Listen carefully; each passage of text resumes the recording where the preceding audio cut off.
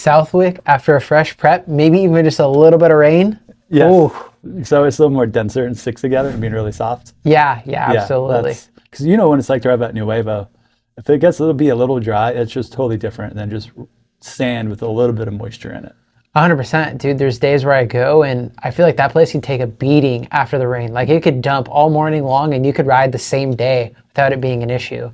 Mm-hmm. And the dirt is just amazing. But there's days where it's rained quite a bit and I'm, working Friday, roll out first thing Saturday morning thinking, oh, it's going to be prime still. And that moisture is gone, nowhere to be found. And it's like a completely different turn track when it's dry. It is. Sand is such a dynamic soil for them to race on. And I think that shows not only in the results that we get from the riders, meaning like the best of the best still usually do good there, but there would definitely be some parity on some other riders that just excel in sand tracks, whether they're foreign or locals, and you'll get into that in a little bit, and just how much the track changes over the course of the race as well. So it's really cool. We always say the track is alive, but at Southwick, it's probably the most alive out of all the tracks.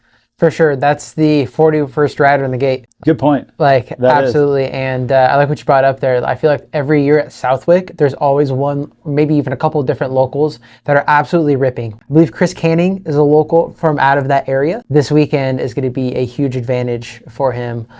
Seems like if you have home field advantage or home field turf at Southwick, you're already off to a good start. Yeah, and we see a lot of Euros come over as well, utilizing their sand specialist strategies of all those sand tracks they have back over in Europe. So I imagine they come here and it's probably pretty easy for them compared to somewhere like Lommel. For sure. Yeah, and one thing I thought of before we did the podcast was Southwick is really the only sand track that we have here on the Pro Motocross schedule. Because I think of tracks like High Point, Unadilla, Fox Raceway, Hangtown, Washougal, all hard pack style tracks. Yeah. I mean, Redbud, I wouldn't even say it's a sand track, but it has more of a fluffier base or fluffier nature to it rather than just being a really hard packed clay style track that we see at some of the other rounds. And then Millville's got that sand section of the whoops, but the whole track isn't like that. I thought it was quite interesting that the Star guys were out there practicing, because I could swear there's a rule that you can't ride the national track a week before the national. But granted, they had the week off. Yeah. So do you think that's some like inside friendship they have there, or they're just the only team to think of that and ahead of time go, hey, can we come ride your facility? Man, either way, it's a brilliant move on Monster Energy Star Racing Yamaha. They seem to be doing that. I remember when Eli Tomac and Chase Sexton were going tooth and nail for that 450 Pro Motocross Championship in 2022. They rented out Fox Raceway a couple weekends prior to the finale being at Fox Raceway, and it paid off because Eli was pretty much lights out there the entire day. So they do have a history of doing this, so I wouldn't be surprised if it was premeditated on their part to rent out the track and get the inside scoop. What a cool just strategy on there. And that's like really looking at the schedule and analyzing it much more than we race on this day. It's looking at the gaps that they have, where they can go practice at in that area. Like that's just, it shows you how important it is to have a good team around you, and not just a group of people, but people that are experienced and good at what they do, and how that really trickles down from all ends. And Star seems to have that in spades for everybody in their program, and that shows that the results that they're getting. Yeah, speaking of which, Cooper Webb was spotted on the bike yesterday for the first time since his thumb injury. Yeah, exciting news. So hopefully we see him back very soon. And does Ansi come this weekend too on Star, or is that? I have no idea. I'll check the entry list, and if his name is on there, I'll throw it up on the screen now for you guys. All right. But I have no idea. I feel like he could just be the wild card, and I feel like if he were to line up, he's got a good shot at the win. Me too. Yeah. He's hungry. He wants it. Yeah, he's an MXGP experience. Dude can ride sand. He's had great performances at Lommel in the past. So I'm just thinking, man, if Ansi were to line up aboard a Monster Energy Star Racing Yamaha YZ250F, like, whew, watch out. Dude, yeah. And he's got to have a lot of confidence just seeing what his teammates are doing on the bike that he is now on as well. So hopefully it's been a very seamless transition for him coming off his, which looked to be a very competitive Honda as well. But you definitely can't count out the Star guys. For sure. Well, let's roll right on into it. Hayden Deegan. Yes. Points leader. Coming off 3 overall victories so far. Didn't snag the one at High Point. Just came just a little shy. Yeah, wheel shy. Yeah. Whew, right? That would have been 4 in a row for him. But although last year at Southwick didn't go to plan necessarily last year, I do think rolling into this weekend, 2024, current points leader, multi-time overall winner and moto winner. I think he's in a good spot. Yeah, me too. I don't envision him having a repeat performance of last year, given if it's within his control, meaning not getting caught up in a first turn pileup or just things outside of control affecting him. If it's purely no outside things, then it's going to be, he's the guy to beat. Hopefully Tom has a lot of just motivation going into this race from his results last year. And maybe this is the turning point for him in the series to show, hey guys, like I'm still a good contender for this. But man, anytime I kind of count out the Deegs, I'm just showing like, don't do that. Yeah, for sure. So it's hard to go against them. Yeah. But I love seeing the racing.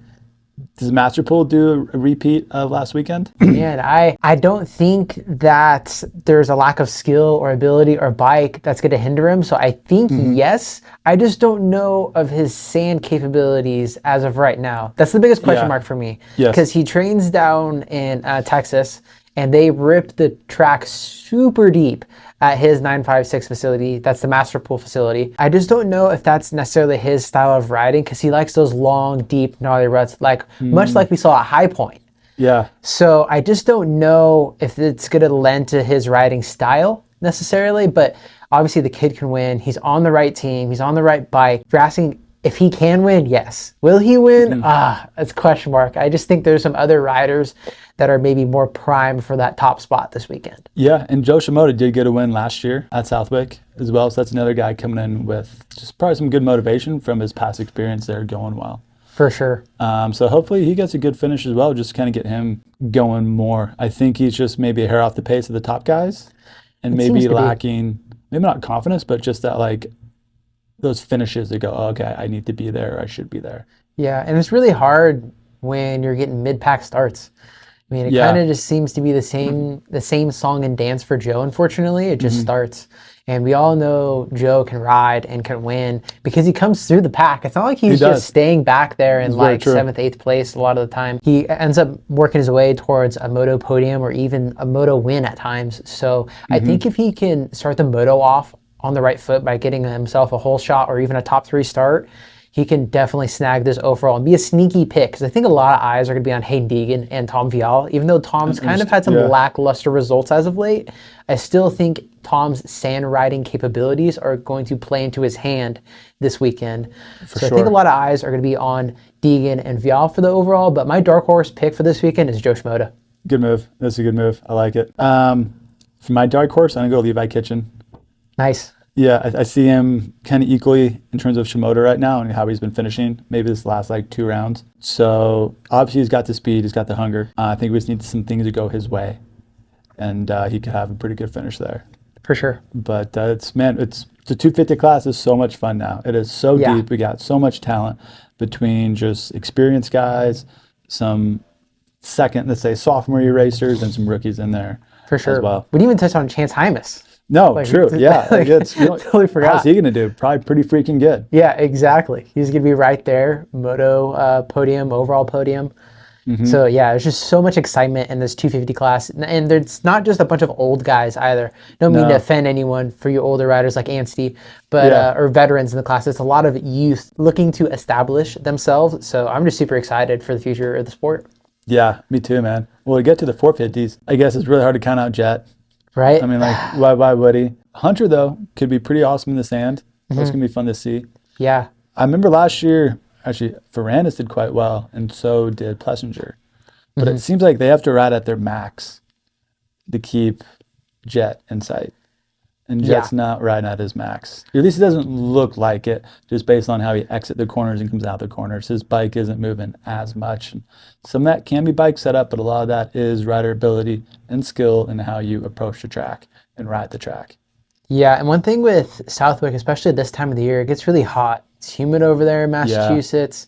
And I think with those other riders that you mentioned, Aaron Plessinger, Dylan Ferrandis, having to push maybe that extra couple percent to run the pace of a Jett Lawrence or a Hunter Lawrence, is really going to hamper them late in the moto when it's hot and humid out there. Obviously, it's sand too, so it's really physically draining as well. It is. When compared to riding a hard pack track, because you're maybe gripping the bike a little bit more, having to fight against the sand as it's moving underneath the bike and the tires. So, man, it's hard to count out Jett Lawrence, especially his performance there last year. I remember him just like hopping over some of the bumps and using some of the most creative lines that we've probably ever seen.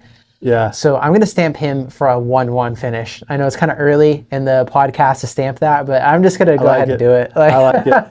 If there's a weekend I wish Tomac was back in racing, it'd definitely be this one. For sure. To see just him and Jett go at it. Yeah, or even Jorge Prado. Just come over early. Dude, that too, man. Yeah, send him over. Or Hurlings. Yeah. You know, like, come on, send the guys over. Right? Yes. Oh my gosh. Yeah, but I'm going to stamp Jett for a 1-1. I think Hunter Lawrence would have a great showing. Let's touch on Chase Sexton in a moment too. I feel like we haven't brought him up yet this episode, but Hunter Lawrence, I feel like he's going to be right there.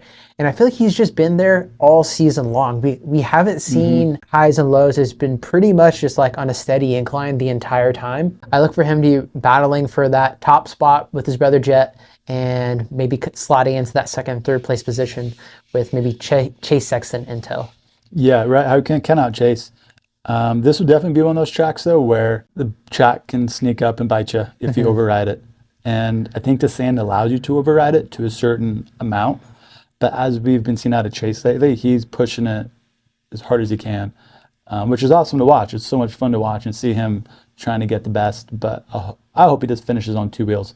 He doesn't have any like fall overs, tip overs, or anything on the track. Yeah. But man, if he's on it, I think he's going to be right there. I mean, he went 2-2 there last year. I expect another great performance from Chase this year. I just wonder, when are we going to see him beat Jett straight up? Like, is it going to be this weekend? Like, I'm just waiting for that shoe to drop. And I think once Chase gets that monkey off his back, which we've talked about in other JBI race recaps, I think once that monkey is off his back, I think there's going to be a big weight lifted off his shoulders, and maybe we see Chase ride maybe a bit more freely, maybe not playing around with the bike as much. Yeah. And I just hope it's this weekend, because the sooner the better. And I say that because the sooner that happens, the sooner we can see Chase Sexton, I think, at his full potential. He's be battling Jets, and it's going to create for some great racing in that 450 class. It is, man. Yeah, to see somebody pass Jett and then pull away and win is going to be really cool to see. And it's crazy to think we're talking about a guy that's in his sophomore year of 450s, and he's already riding so well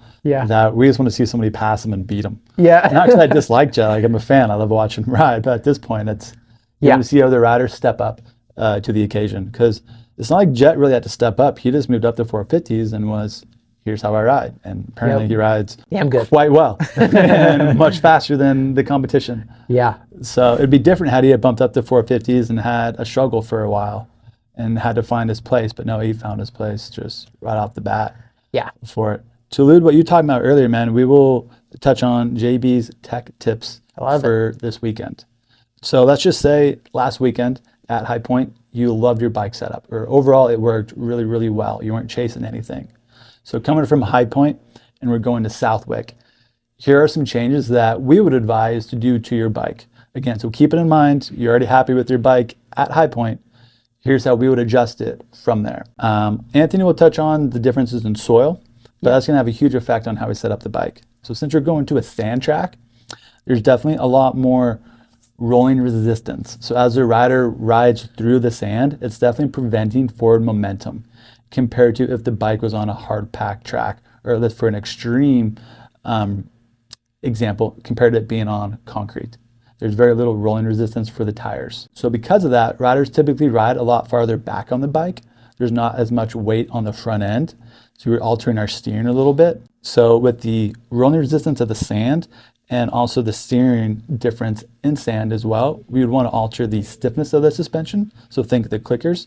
And we'd also want to adjust the chassis of the motorcycle as well. But what I mean by that is how the bike rides, and possibly not the weight bias, but the bias of the motorcycle front to back, meaning how high the forks are up in the triple clamps, and maybe how much or how little rider sag that you utilize. So to be more specific, since we have a lot of rolling resistance going forward, the suspension is going to want to compress as you drive through it.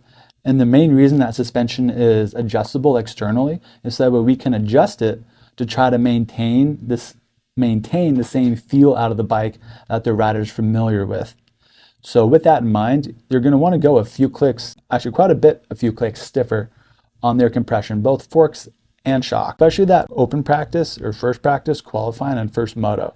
The track is going to be at its steepest for sure. May not be as many bumps, but again, how deep the sand is and the roller resistance would be rather high. I would probably spec a little bit more sag, so meaning the bike's going to squat a little bit lower. And depending on where the fork tubes are, you're going to want to run the forks a little lower in the clamps. So think of us lengthening out the wheelbase of the bike a little bit. This is to make the bike more stable. Southwick doesn't have a lot of very sharp turns compared to other tracks. And again, it is a sand track, so you're not riding with a lot of weight on the front tire. Because if you're ridden in sand, you know when you let off the gas, the front tire gets loaded up a lot. So we want to take off a lot of weight from that, so that way the bike still steers well. So that's how we would approach it if you're going into Southwick, coming off from a track such as High Point the weekend before. So it's going to be quite different bike and suspension setups that they have been racing on previously. I think maybe the first 4 rounds they could have been using very similar settings if they were happy from the get-go and they're just tweaking them minorly. This will be the first track where I really see them changing the suspension a fair amount, strictly based on the track conditions. Moto 2 is the tricky part, because now the track's a lot rougher. Are they maintaining the same lap times as they were in Moto 1, or is it much rougher that they have to slow down? And then how deep is the sand? So that becomes tricky. Do you maintain your settings throughout the day, or do you maybe alter the bike based on second moto and how the track is? If the track is really blown out and you slow down a lot, you actually may go a little softer on the suspension from where you were in the beginning of the day, because you're just physically not carrying the same amount of speed and momentum. If the track is rougher, but they're still holding the same lap times as they were from qualifying in first moto, then they may either keep the same settings or actually maybe go a click or two stiffer. Because in order to maintain that same speed and lap times, they're now having to hit those bumps even harder and faster than before compared to when the track was smooth. And this is where strategy and craft comes into play, and knowing what's the track going to evolve like over time. A lot of good teams will have notes and experience with that from going there. To touch on what you just said there, notes, going back and referencing your notes from last year, especially if you're on the same model bike. Yeah. If you're on a different generation platform bike, then maybe it's a little bit different. Those settings might not necessarily transfer right on over. You might have to do some tweaking to those settings to make it adapt or better suit the newer generation bike. I think of a guy like Jett who's on the same CRF 450R, who could pretty much just roll over the same settings, minus if they have different suspension componentry.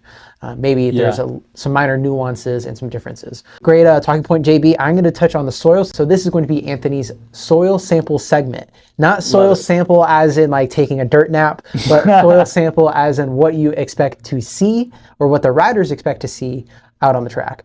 So we kind of touched on it a little bit earlier. Southwick is one of the only sand tracks on the pro motocross schedule or circuit. But then again, it's not necessarily bottomless, deep sand like a Lommel or what you'd see maybe even at like a Moto Bros in Okeechobee, Florida. Yes. So it does have a little bit of a hard, slick base to it. So we have seen riders struggle with maybe traction there in the past. So I look for riders to, if they're railing the outside berms, to kind of stay on the gas and use that fluffy embankment to just power through it. If you're holding a tighter inside line, make sure to not lean the bike over too much, steer with the handlebars too much, because it's going to be hard and slick, especially towards later in the day in that second moto. Another good thing that I want to touch on is the scoop tire. Everyone's going to be running the scoop tire. That is the right. Yes, that is the Dunlop MX-14. Everyone's going to be running that. There's no advantage or disadvantage with guys running that, as we've seen with Phil Nicoletti at High Point, opting to use that scoop tire and 450 Moto 2. Ripping whole shots. Ripping a whole shot. I think it's going to level the playing field quite a bit with everyone being on the same model tire for the most part out back. One quick thing that I want to touch on, as far as I guess what you touched on as well, is the rolling resistance from the sand. For you listeners or watchers at home, you could try this on a bicycle if you have it. Go to the beach, for example, and pedal your bike on the bike path. Little to no rolling resistance. It's pretty easy. Then if you transfer onto the beach sand, you pretty much come to a full stop. Yes. Same philosophy transfers over to your 450 SXF, your KX 450, you name it. It's the exact same thing. Yeah, very good analogy. Yeah, so I actually took that from you. So you didn't have to say that. I like to give credit where it's due. But anyways, yeah, that same philosophy and analogy can be used out on the track this weekend at Southwick. I think we did it earlier in this episode, or kind of alluded to it at least, but what is your 250, 450 podium? Ooh, okay. 250s. Gonna go with Deegan. Just, man, hard to count him out. Tom Viala's gonna be right there, unless something else prevents him from doing that.